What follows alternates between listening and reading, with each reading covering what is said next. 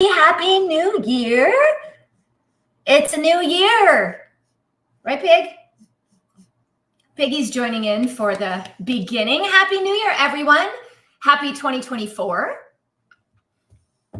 Give you guys a moment. Dr. Trisha Pingel. I'm live on multiple platforms right now, Instagram, Facebook, YouTube, and LinkedIn. So if you are out there, say hello. Let me know that you can hear me. Thumbs up, hearts. You probably can hear Piggy snorting.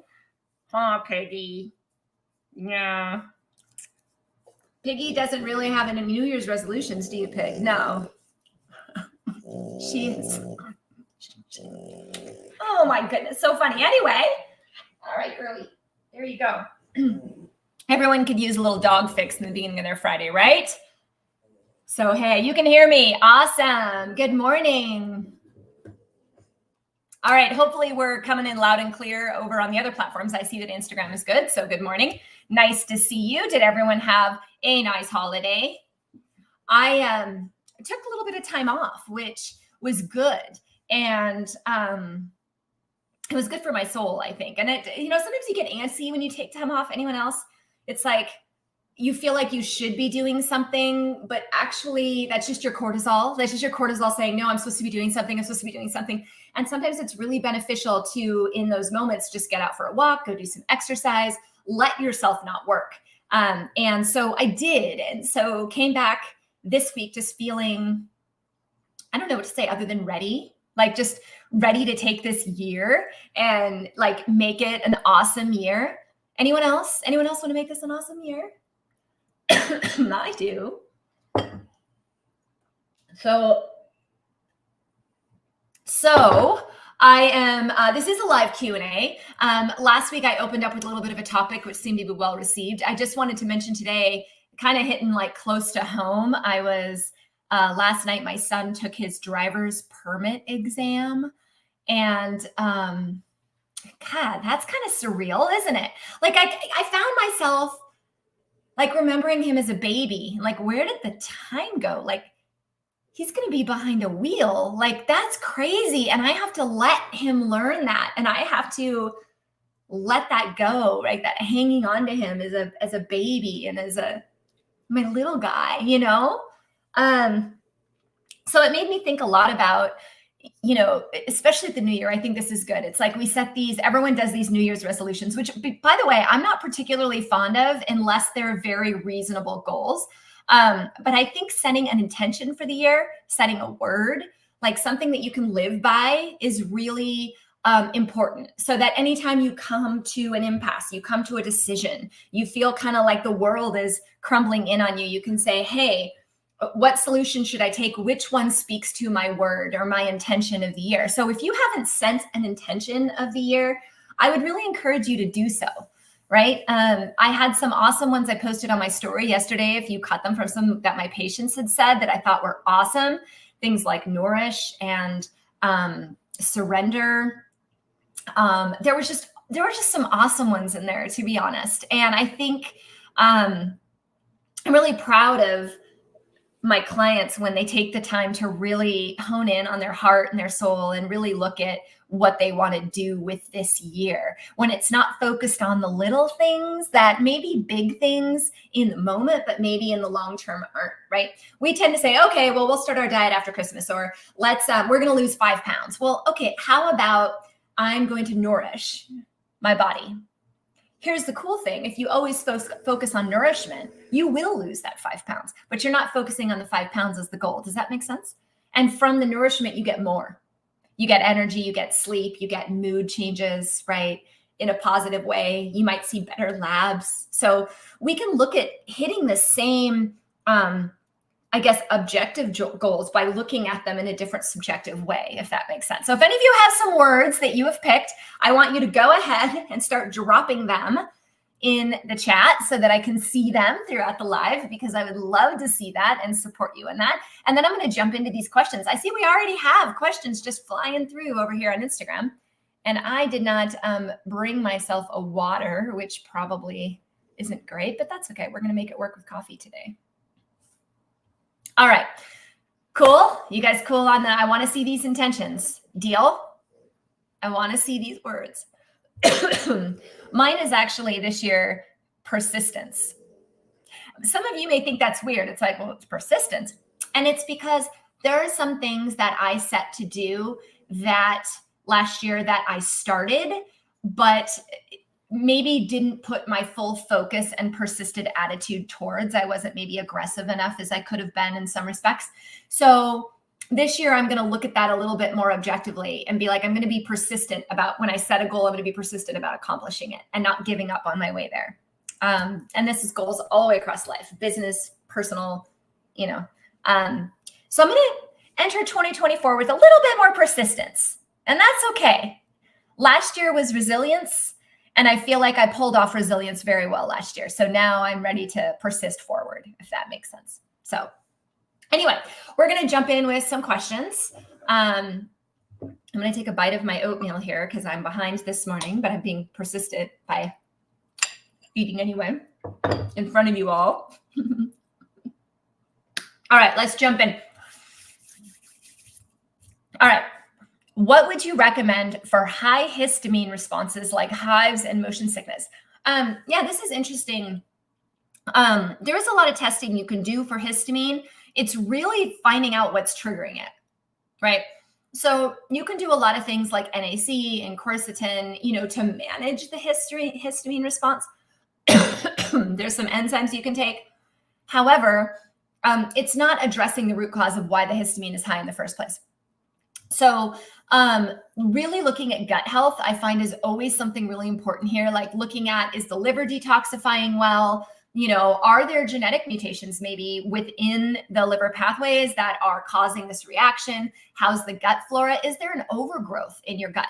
I've had people that have come with overactive histamine intolerance that have overgrowths of staph and strep.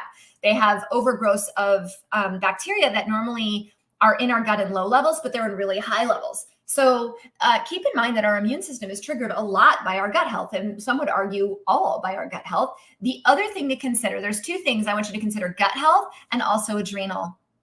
Okay. So when you're in a fight or flight response, when you're in an adrenal fatigue, especially in the earlier stages where you're just running, you're just getting away from that bear all the time and just powering through, that actually can cause a heightened immune response, such as overactive histamine. So a lot of people address, the antioxidants, like I said earlier, like NAC and quercetin, and they're maybe they look at the genetics, they might be taking probiotics, maybe supporting their liver a little bit, but you also have to look at how much time am I spending in fight or flight? And when I'm in fight or flight, what's causing that? Is it a hormone imbalance? Is it a nutritional deficiency? Is it my lifestyle? And really coming at the histamine from all aspects. Does that make sense? So hopefully that gave you some tidbits of some things that maybe you hadn't looked at before. Yeah? Cool. All right. I've been dancing more and thinking of you. So healing. Oh, I love it. I'm totally missing dance class. So during the 2 weeks of the holidays, they close. The studio closes, right? Because it's the holidays. So I go back Monday. Thank goodness. That's why there hasn't been anything on my feed, because I haven't been dancing. And to be honest, I feel it in my energy. I feel it in my mood, because I'm like literally just dancing around the kitchen, which is not quite the same for me. Like it helps, but I have to, really dive in. So I'm looking forward to Monday for sure. Favorite remedies for colds. Yeah. So always vitamin C, vitamin D, and zinc, always, right? If you want to be more proactive, NAC, which I just mentioned, for the histamine response can be a great one. Quercetin can be a great one as well. Oil of oregano, I use quite a bit. I have an article on that just to prevent bacterial infections, particularly in the sinuses. I get really good response from it with blocked up sinuses. I'm really a fan of the Myers Cocktail IV, if that's something available. And yes, even for the cold, because the cold can spread to something else. There are also some homeopathics that help with the cough. Byronia is a big one this season. The homeopathics are not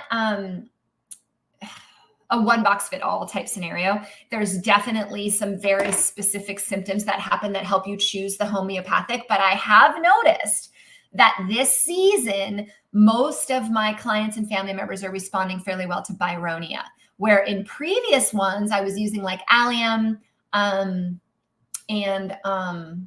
phosphorus. There's quite a few different Rumex, Drosera. I'm using those more in past seasons. In this season, used Byronia more. So just throwing it out there. But I think also the neti pot lifestyle, cleaning out the nose. So I have a nasal lavage. As you guys may recall from last week, I told you I was sick a couple weeks ago. Don't really have a cough much anymore, but it does get triggered, particularly when I laugh, as you noticed, because Piggy made me laugh, so I started coughing. So I'm still cleaning my nose every day. Because my symptom's not gone. And to be honest, moving forward, using something like a nasal, like an X-Clear, like the xylitol and grapefruit seed extract, just to keep the nose clean, gargling, keeping the throat clean. This is something I told you guys all to do during COVID in its heightened season, was keep your nose clean, keep your mouth clean, right? Because that's how we take it in, right? Which goes against the theory of putting a piece of paper over it, right? Because you can't stay clean when you can't breathe it out, or, right? So being open, but cleaning it all the time, right? I hope that helps. Well, hi over there on Facebook. I see you all. Thank you. Steve asks about grounding. I think this is great. Thoughts on grounding. Why is it so important? Okay, so it's funny, if I can share a personal story here, this hopefully will relate back, but it was interesting. I took a 2-hour walk with my 15-year-old yesterday, and we have these awesome talks when we walk. Like, I kind of love it when he's not in school, because it's like, I'm like, hey, you want to go for a walk? He's like, yeah. So we walked and we were talking. He's like, hey, I think it would have been kind of cool to grow up when you grew up, like in the 80s and the 90s, and how different it was from now. And we were talking a lot about the impact of technology and how during that time, how the economy was changing and how technology was changing, and how we were kind of experimenting with different things, but we weren't as connected and as on all the time as we are now. And children particularly, it's like I went outside and played. I rode my bike to my best friend's house like that, I was gone for a lot of the time. And I think what's happening as we implement more of this technology, we're keeping cell phones on our person, we're putting in AirPods, we're connected all the time, even our house just having Wi-Fi, right? Our body is moving into a different frequency. When we move into different frequencies, we have more symptoms. We have more potential imbalances in our immune system, and any system really. Endocrine and immune, I know, are hit pretty hard. So when it comes to grounding, which is basically reconnecting yourself to the earth and pulling yourself away from that, I think it's really important, Steve, particularly as we're continuing to grow this technology. One of my favorite ways is honestly just to get outside. And I think if you can do it barefoot, even better. I take, like when I ship off my supplements, I walk barefoot out to my mailbox. Sometimes my feet are cold, sometimes they're hot, but I walk across the grass to get there. I try to get outside every single day without being connected, right? I don't listen to things when I walk. I take a walk and we talk, right? If I'm worried about keeping track of time, I can put a watch on, a normal watch, not a smart watch. But doing things like that to help reground myself. There are a lot of products out there as well, like grounding mats and whatnot. People ask me about those all the time. If you're on a computer all the time, I don't think it's a bad idea. It certainly won't hurt you. And I think you'll see I wear a lot of crystals often. I do find that they help ground me quite a bit. Today I'm wearing a rose quartz because my heart was a little heavy this week. I just felt it heavy. Grief, maybe, I don't know. So I try to use crystals to open things up. And they seem to work for me. But I think here's the other thing. One last thing on that. When you are at a higher or at a lower frequency instead of a higher frequency, a lot of the therapies won't work as well because your body isn't resonating with them. So for example, I could put a crystal on somebody that is at a really low frequency and connected to a whole bunch of things, and they're not going to feel or benefit from the energy. And so when I see a lot of people say, oh, that doesn't work for me, that doesn't work, I'm like, okay, well, that's fine. But maybe we also need to look at why. Like, why can't you feel the energy of that? You should be able to. I know, that's a little crazy, right? Did that help, Steve? Give me a yes. If so, hi, Richard. Hi, Julie. Hi, Takir. I'm in the USA, being asked where I am. United States of America, state of Arizona. All right. I'm heading back over to Instagram. Hey, Heather. How are you? Hey, it's been a while. I haven't seen you here for a while. I feel like you were here for a while and then gone. Welcome back. What would you recommend for reoccurring bacterial vaginosis or BV? Once again, we're coming to gut health, guys. What everywhere in our mouth, our vaginal area, our gut, everything is bacteria, and it's good bacteria and potential of bad bacteria. So if you're having overgrowth of things, you have to look at how can I support the good bacteria of the body. To give you a specific would kind of depend on what's going on there. Typically for treatment, what I do with a lot of my clients and things is vinegar baths. White vinegar, apple cider vinegar, those types of things seem to help quite a bit. They're called sitz baths, just with keeping the flora. Diet is really important, like having a very clean diet, really supporting the gut health, clean and good cultures, things like that, right? It also does spread. A lot of people think you can't pass it back and forth between partners. You can. I've seen it happen numerous times. I've had 50-50 on the gynecologist. 50% say, no, you can't do that. The other 50% say, yeah, I've seen it. I've personally seen it go back and forth between partners like forever. And we treated the guy and then it stopped. You guys doing all right? Thumbs up? Hearts? Are we keeping up with me? Are these good topics? Yes? No? Give me feedback. Come on. Awesome. Thank you, guys. I love that Instagram has the heart feature. All right. Do you think is good? What do you mean by good? I mean, yeah, it has its indications. If I have used that in people with a lot of allergies and they see great success with it. Would I use it in somebody without that? Probably not. You know, I mean, why take something if your body is everyone's body is different, right? So what works for one person may not work for another. It really comes down to that root cause. So people are like, well, should I take zinc? I'm like, I don't know. How's your immune system? Right? Well, should I take, there's certain things that, yeah, most people need, but it really depends on your overall health and looking at your body as a holistic view. I would hate for you to spend money on something that you don't truly need if something else may address the root cause and fix the problem innately. Our body's immune system is actually built to work quite well with no additional support. But we as people decide to stress ourselves out, deplete our nutrition, put off health at times, and we're all guilty, right? I had a patient, I don't know if she's out there today. I won't say her name, of course, but she said, oh, I've been naughty for the holiday. And that made me laugh because she ate too many cookies. Oh, it was so cute. But, it happens. What are you going to do? Okay. What wellness habits are a non-negotiable for you? For me personally, this is a great question. So for me personally, that I will not compromise on ever. One, I do not eat dairy ever. Never, will not. In fact, I accidentally took a sip of my son's mocha last week and it was with dairy. And a lot of the mucus you see is from that. I had a massive reaction. I do not eat it. I will not eat it. And I do not feel it's good for my health. I also do not eat gluten. That's a non-negotiable, right? I'm kind of an interesting person because I'm very disciplined. So like people are like, oh, during the holidays, do you goof off and eat things you shouldn't? No, it's just not an option for me. Wellness is my number one priority. So I do everything that I can to stay as well as possible.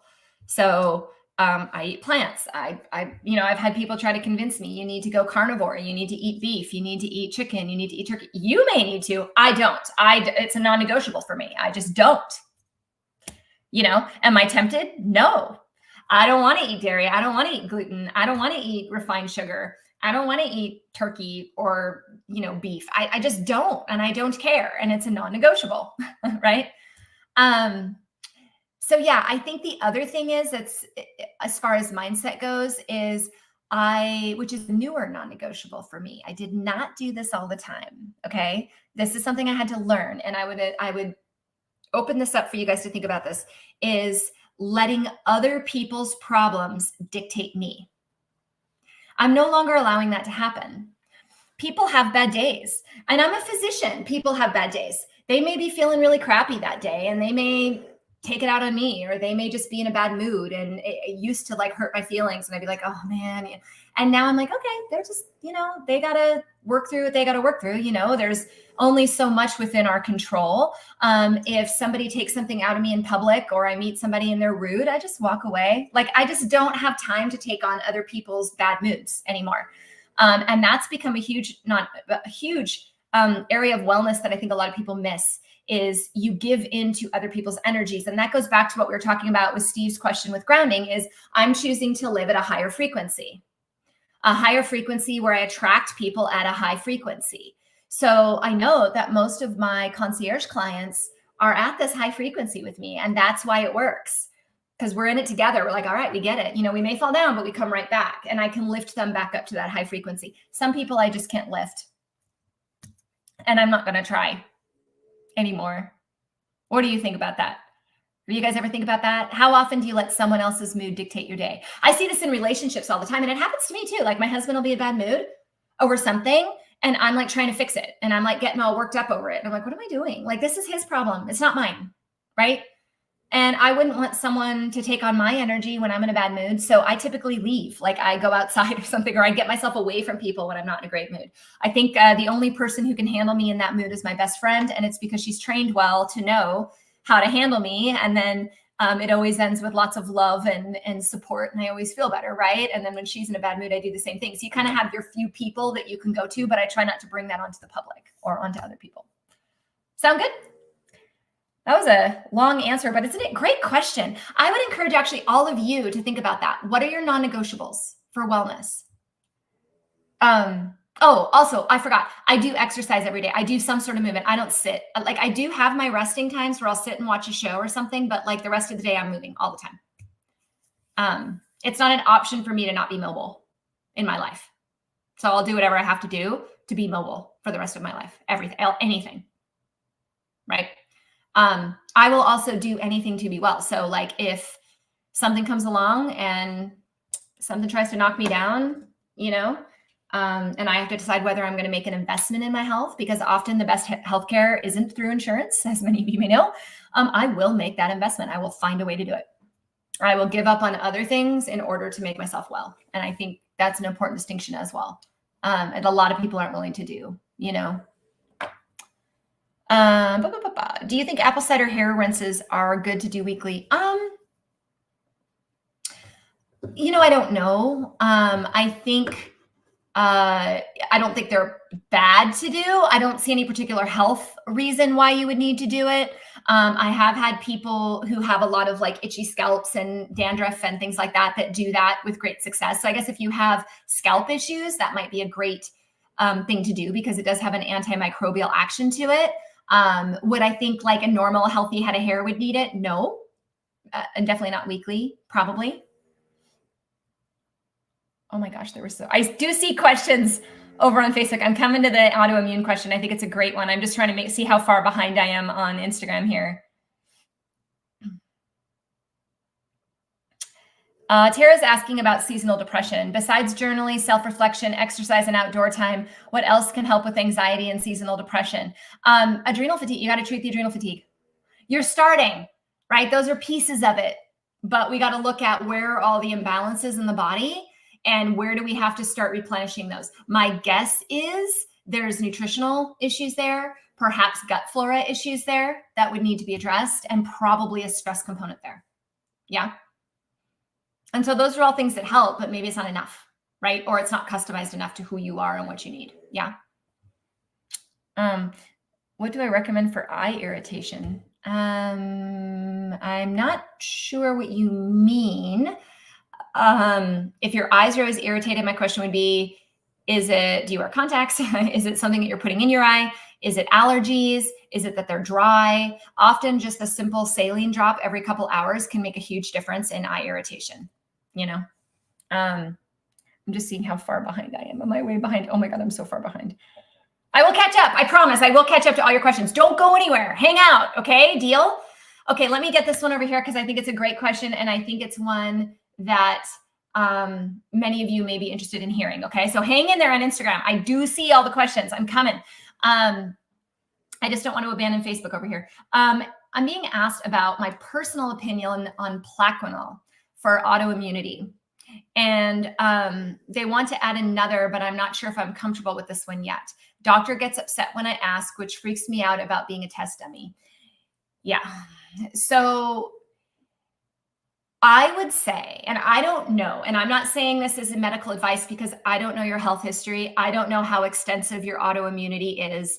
I don't know the individual details, nor can I give advice like that over social media. But what I can say is that autoimmune conditions respond ridiculously well to naturopathic therapies. So if you have not gone that route or met with someone to discuss that route, to discuss the reduction of stress on the body, to discuss anti-inflammatory lifestyle practices, to discuss herbs and nutritional therapies that help with that condition, to discuss the gut protocols that go with that condition, and to have all the extensive testing that goes with autoimmunity, which, by the way, should be comprehensive stool analysis. There should be genetic testing. There should be inflammatory pathway testing. There is so much there. We see great strides in the naturopathic and functional medical world in those conditions, right? Where we don't have to discuss those medications, okay? With that said, I have a great friend who has juvenile rheumatoid arthritis, and she's deformed in her hands. And if she does not take her medication, she becomes more deformed and she can no longer hike, ride bikes, or exercise. So sometimes you have to kind of look at the extent of the situation. She has to take it, and she puts up with the side effects of that. If you're not at that point where we're looking at severe deformity that will inhibit your life, there's a ton that can be looked at in the meantime. There are side effects to this medication. I've seen it. I've treated it. So I think another really good point is if you come to your doctor and you ask them a fair question like that, hey, doc, I'm not sure about this medication. Can we have a pro-con conversation about this so that I can make an educated decision? If they're shutting you down or getting upset with you for asking that question, that is not your doctor. Ever. That is absolutely unexcusable. I have people that come to me and they have stuff that they want to take that I'm not necessarily in love with, but we have a conversation about it. I tell them, and then if they choose to go with it, I support them because that's my job, right?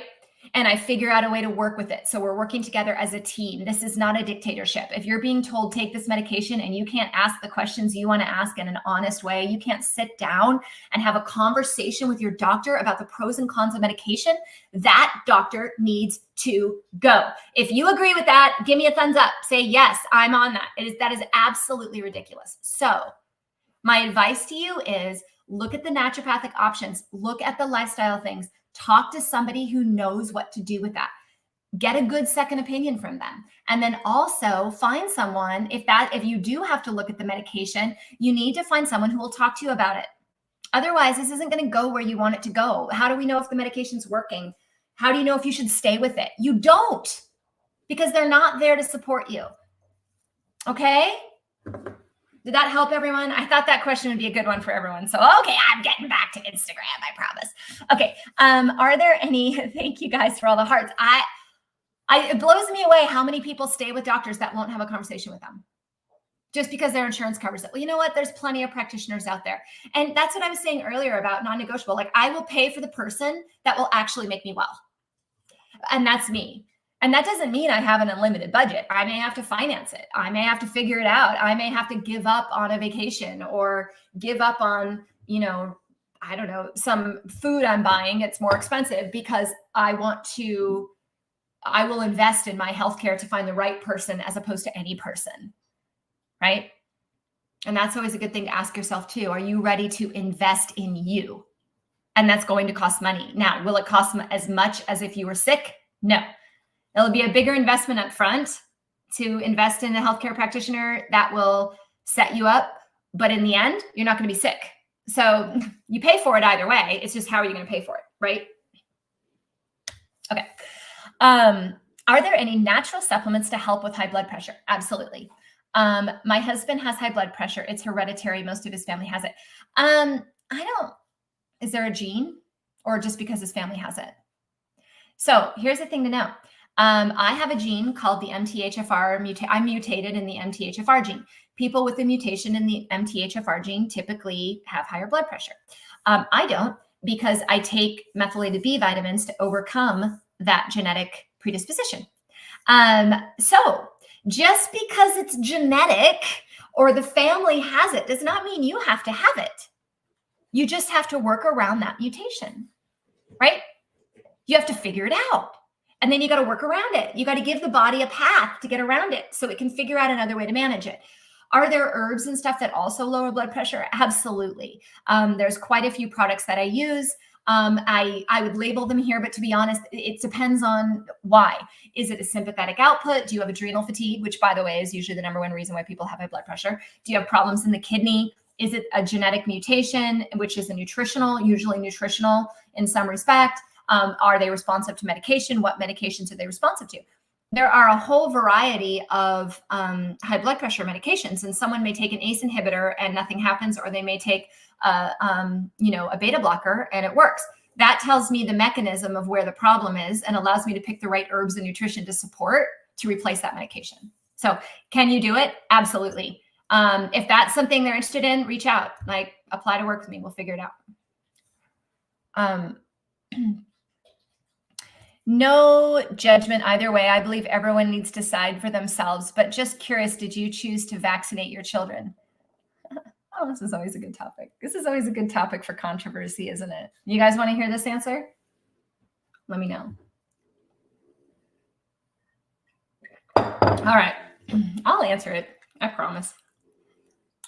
All right. Did I choose to vaccinate my children? Yes and no. Did I choose to vaccinate my children on the recommended schedule with all the vaccines? Absolutely not. Did I choose to vaccinate my children at the timeline that was suggested when they were infants? Absolutely not. Did I vaccinate one of them more than I did the other one? Absolutely. Was that based on their development and their body and their immune system? Absolutely. Did I vaccinate them partially against some things at some point? Yes. When I was a kid, I think I was vaccinated against 7 things. I think it was MMR, Tdap, polio, pertussis, diphtheria. That was it, right, guys? That was it. 5, right? Now, I mean, it's like exorbitant how many vaccines. And the one thing that I was very adamant about, that was a non-negotiable for me, was my child was not going to be born and hit with a bunch of shots until I knew, 1, their development schedule, what their immune function was. I mean, you don't even know if they have any problems and they're hit with a Hep B shot. And I was tested for Hep B. I was negative. There's no way my kid could have contracted Hep B from the time they were in my belly to when they were born. It just didn't make any sense to me. I was like, look, we'll talk about Hep B when they're a teenager, when they start having sex, when they, when there's a possibility if they're off doing stupid stuff, whatever. But like the odds of them having Hep B when I was negative and them growing me were pretty slim. So I wasn't going to hit up my kids' immune system that fast, right? I also did not give them vaccines during infancy. The one that I did do, because I have boys only in one of my children, because he was definitely developmental strong. Like Cameron is a strong freaking kid, man. Is I gave him DTaP because he was always playing in the dirt and skinning his knee and falling down. And so I wanted to make sure he had some sort of tetanus immunity, but I only gave him one. I didn't give any vaccines to Shay until he was 10. I think you have to look at, as you're saying, no judgment. You have to look at, 1, what's your comfortability, right? What if my kids would have gotten pertussis at 2 months old? Would I have been okay with my decision to not vaccinate them? And my answer is yes, I would have been. So I think your comfortability is a really important thing as a parent to measure. My kids aren't vaccinated against a lot of the vaccines out there right now. And I'm looking at chickenpox right now for Cameron because he's 15 and I can't seem to find anyone with chickenpox to expose him to. So I may have to vaccinate against that. I'm still on the fence. But once again, he's very strong immune system. I'm not particularly worried about him. Would I give it to Shay? Maybe not. I think you have to look at your comfortability as a parent. I think you have to look at the individual child. And I think you need time to know and learn your child, right? What were the odds that my kid was going to get rotavirus, pretty much 0 because they were home with me, right? Might be a different decision if you're in a daycare exposed to a ton of things. Like, you have to make the decision based on the environment that the child is in and your comfortability and their innate disposition. Yeah. And that's my advice. And once again, I have these conversations with parents all the time and with my clients, should I get this vaccine? Should I not? And it isn't about me to choose for them. It isn't about me to tell them what to do or to give them a hard time if they want to do it or not want to do it. My job is to look at the things. Okay, well, what are the risks of them getting it? How would you feel if they got it? Right? Are you looking out for the signs and symptoms? Have you done your research? Do you know what it sounds like when a child has pertussis so you can get them to help? Right? Do you know what it looks like if they get the measles? Right? What are you watching for? There's an educational component there too. You have to almost teach a parent how to triage if they're not going to vaccinate, right? You have to be very well educated so that you know how to get the child to where it needs to go at that time, right? And my being a physician, I felt very comfortable with my ability to spot those things, right? Good answer, bad answer, like that answer. All right. On to the next one. How much time we got? Okay, we got 10 minutes. I can catch up on Instagram. I'm going to catch up on Instagram. So Facebook or YouTube, if you guys have any questions, put them down. I will come back to them, but I'm going to catch up on my poor Instagram people over here. I'm sure there's so much stuff. Do you think iridology is legit for finding out deficiencies, organs that need work? I have not had any experience with that to be able to answer that with any sort of clarity. Sorry. Have you ever had muscle testing? I have. Do you know of any good practitioners that do this in the Northeast? I don't, but I can imagine that you could easily find it. I'm sure if you look in the functional, like ifm.org, I'm sure you probably could find somebody that does it in that area, without a doubt. Hello, everyone that joined. Is spotting in between periods a concern? Depends. Depends. How old are you? What are the factors surrounding it? What's the spotting? Are your hormones in balance? Are you under stress? When we're under stress, we spot sometimes. So yeah, it depends. There's so many factors that go into that. Would I want you spotting between periods or long periods of time? No, I would need to do some investigative work there to figure out what's going on, right? Ultrasounds, exam, lab work, those types of things.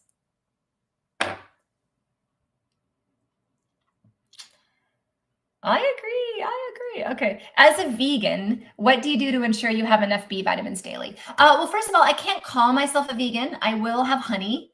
I'll have an egg every so often. And it's interesting. I'm an intuitive plant-based person because there's sometimes where, for example, I'll be traveling or something and I can't take some of the foods I normally eat with me. And I can feel my body getting really low in protein. And sometimes I have no option. So I'll have like a scrambled egg or something to that effect because my body is asking me for it. Would that be in my routine normally? No, not really. I usually, like for right now, this is a oatmeal with chia seeds and flax seeds and almonds and a little bit of vegan protein powder and some coconut. As far as B vitamins, I supplement because I have the MTHFR mutation. So I'm actually taking B vitamins every day.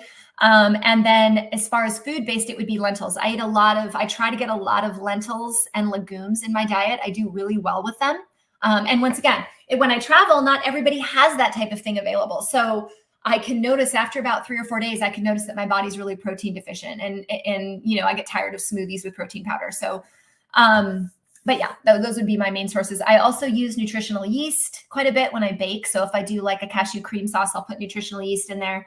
But that's kind of how I get those Bs. But I do take them in pretty decent dose every single day as well. Can I recommend a fiber supplement? I know food is best, but I need more fiber to help with chronic constipation. Number one, it's not just fiber. Look at magnesium glycinate. For those of you, I did put my magnesium on my website. I haven't advertised it, but you can absolutely buy it and it's a powder. So for those of you that are like, when are you going to release your magnesium? I want to buy it. It's on my website, totalhealthpothecary.com, or you can go to my link in bio. I have them in stock. So magnesium, really, really important. Vitamin C, really important. So a lot of times people up the fiber, but they're not looking at the reason behind the constipation in the first place. And then the fiber doesn't necessarily help. Okay. So If you're using fiber, I would also make sure you're using a good quality magnesium as well as a vitamin C if you're constipated or not going as well as you should. As far as fiber, I don't really love psyllium, which is what you see in like Metamucil and Citrusol, not to mention those are crap, like they're just crap.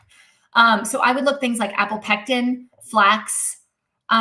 You can actually use, I know food is best, like you're saying, but you can also use ground flax seeds or chia seeds on your food, just as equivalent as doing a powdered supplement. So, you know, you could put it in a little jar and just sprinkle it and do it that way too, right? So, there are also some other, like I like Orthomolecular Fiber Plus, but I don't know if you guys can find it because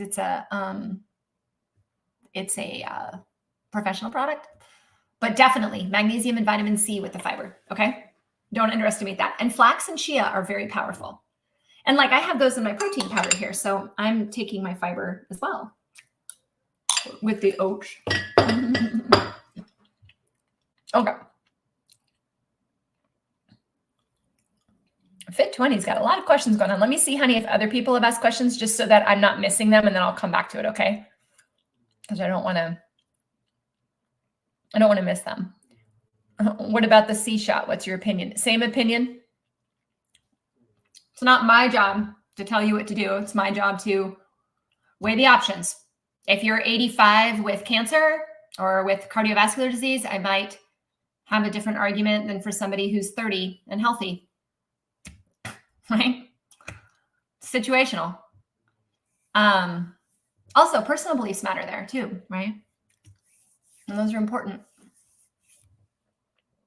We can't take away people's decision-making skills. It's sad. When a woman has been on birth control pills for 7 years, from 18 to 25, what does she need to do? Getting tested for hormones to see if she needs bio, HRT, supplements, and vitamins. Well, why would she need bioidentical hormones at 25? I don't know that she would. Now, when you come off the pill, there's going to be some rebound. Usually I use herbal therapies and nutritional therapies. Keep in mind that hormones are managed by, one, the stress response. You have to look at adrenal fatigue, number one. And why did you go on the pill in the first place? Was it simply contraception, or were there heavy periods? Like, what was going on there? So you need to look at that. You need to look at the nutritional aspect of that. So B vitamins, there are a ton of herbs like Vitex that you can use to get that cycle re-regulated. So I wouldn't go to BHRT right away. I also wouldn't test the hormones right away as a fact. I would test them to get an idea when you first come off of it, and then wait 3 months and test them again. See where you're at, maybe test them 3 months after that, because hormones take time to shift, okay? And in the meantime, I'd be working on balancing those pathways out with exactly what I just said, adrenal support, B vitamins, right? And the specifics of that is dependent on your health history, right? So we would have a conversation, figure that out, right? And support that and see what's needed at that point, right? And then obviously another way for contraception if that was the purpose of it. Okay, I caught up. Woohoo! Aha! Now I can go back. I'll go back because I know there were a couple other questions here. Okay. What do you recommend for after illness fatigue? Antioxidants. I love Myers Cocktails IV. Once again, if you started all those supplements in the beginning of the illness, if you did IVs in the beginning of the illness, you were doing the NAC, the quercetin, you were doing high dose vitamin C, zinc, vitamin D, all these things, actually your after illness fatigue is usually fairly minimal. The other thing is get outside and walk. Like, don't give into the fatigue completely. You give into it while you're ill, maybe a couple days after, and then it's like, okay, I got to see how far I can push myself. Sometimes the body kind of gets in this like, oh, I'm gonna be lazy and watch TV mode. And you got to get it up and get moving to move the lymphatics, right? How do we get rid of an illness? It's our lymphatic system. Why does our throat get red when we're sick? Your lymphatics are flaring up. Why do your lymph nodes get swollen? Because they're flaring up. Why do we cough? Because our body's trying to expel something. Why do we fill with mucus here? Because our body's trying to kill something and expel it, right? So what helps us expel it is movement, right? So a lot of the times we're like, oh, I'm just going to rest. And there's times for that, guys. You definitely need to know the difference between resting and when you should go. But at some point, like if you're over the acute illness, if you're still finding yourself want to rest, you have to almost force yourself to get up and move in some respects. Okay. Do you think face mapping is an accurate resource for acne? I'm not sure what you mean. So maybe that's not in my area of expertise. Just catching up. I can't believe I got up. Oh my gosh. Okay. All right, one more question, and then two questions here, and then I'm going to bail out. Cool? Has this been helpful to everyone? Number one, what can you do for nerve pain beyond hard drugs? Depends on the source of the nerve pain. A lot of the times, like if people's nerve pain is due to diabetic process or something like that, you need to work on the root cause of that. There are some homeopathics that can do that. There's some nutritional therapies that can do that. It really, once again, comes down to why is it happening and what are we trying to implement in the body? You know, a lot of people would say CBD and things like that. I don't always find that, right, in everybody. So it kind of depends on where the root cause is coming from. Nerve pain in feet, right? So there's some sort of nerve damage somewhere. So why, right? And what do we need to address? Is it autoimmunity? Well, then we need to look at anti-inflammatory protocols. We need to figure out how to stop that, right? If it's blood sugar related, we got to get that insulin under control, right? Or it's just going to get worse. So sometimes the first thing is stop it from progressing. If you can stop it from progressing, that is at least a starting point. And then it takes time, but a lot of times you can start to heal nerves as well. It just takes a really long time. So autoimmune, right? What causes pancreatitis? Typically it's food. I'm going to keep it as simple as that. Typically it's food. So it's eating things that are flaring up the pancreas. Piggy gets pancreatitis if she eats human food, and people try to feed her all the time. And I'm like, no, she gets pancreatitis every time. Also some drugs can have side effects of pancreatitis as well, if you're talking about autoimmune. What's your expertise? I'm a doctor of naturopathic medicine in the state of Arizona, licensed doctor. Yes, I went to medical school, but what I practice is more integrative medicine. So it's more looking at trying to support the body's natural processes and looking at the body holistically versus just looking at a symptom and a treatment. I've been trained in the conventional world. So I've been trained in medications and, I guess conventional diagnosis and treatment. But I've also been extensively trained in herbal therapy, acupuncture, nutritional therapy, physical medicine, homeopathy, and many, many different lifestyle methods and alternatives to some of the conventional diagnosis. Does that help? All right. Hey, it was awesome to see you guys today. I hope this was a great session for you. I'll be here next Friday. Totally psyched to see what we talk about then. You guys are awesome. Thank you so much for taking time out of your day to come spend it with me for an hour every Friday morning. I am grateful for you, and walk away with, I want to know what your intention is for the year. If you feel so comfortable as to pop it in the comment thread after this is posted, I would love to know, what is your intention this year? What word are you going to pick that you're going to try to live by to move yourself forward in your health and wellness this year? I really, really, really want to know. So I genuinely do. So type it below if you get time. And thanks again to all of you. Much love. See you next Friday.